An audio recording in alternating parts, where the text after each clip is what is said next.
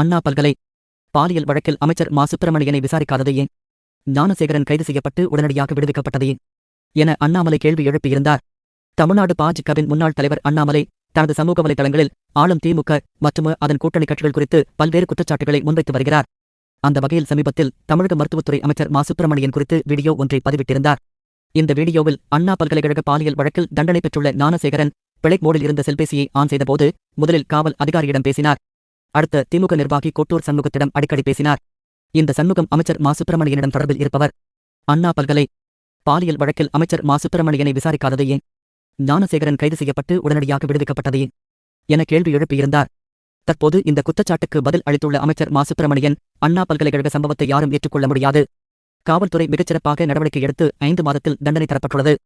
அண்ணாமலை என் மீது வைத்துள்ள குற்றச்சாட்டு வீடியோவை நானும் பார்த்தேன். அவர் சண்முகம் என்ற வட்டச் செயலாளர் என்னை அழைத்ததாக தெரிவித்துள்ளார். இது ஒரு குற்றச்சாட்டா? நான் ஒரு கட்சியின் மாவட்ட செயலாளர். என் தலைமையின் கீழ் 52 வட்ட செயலாளர்கள் உள்ளனர். அவர்களில் சண்முகமும் ஒருவர். ஒவ்வொரு நாளும் 10-15 பேர் எனக்கு போனில் அழைப்பார்கள். ஒரு வட்ட செயலாளர் மாவட்ட செயலாளரிடம் பேசியது எப்படி குற்றச்சாட்டாகும்? ஒரு குறிப்பிட்ட தேதியில் ஒரு வட்ட செயலாளர் என்னிடம் பேசினார். அதை வைத்து சுப்பிரமணியனை விசாரிக்க வேண்டும் என சொல்கிறார். இது என்ன குற்றச்சாட்டு என்று எனக்கு தெரியவில்லை. அவருக்கு தெரியுமா என தெரியவில்லை என மா. சுப்பிரமணியன் கூறியுள்ளார்.